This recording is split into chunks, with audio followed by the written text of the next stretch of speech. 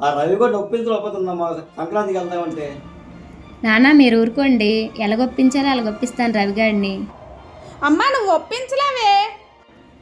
నీకేం తెలిసే, నేను ఎలా చెప్పాలో అలా చెప్తాను.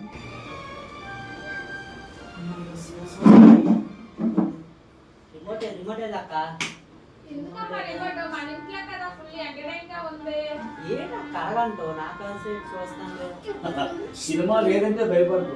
హీరో వెళ్ళిపోయారా హీరో? టీవీ కాదు బాబు, రిమోట్ ఉన్న హీరో. హీరో ఒక్క డైలాగ్ చెప్తాను హీరో. ఏం చెప్పండి.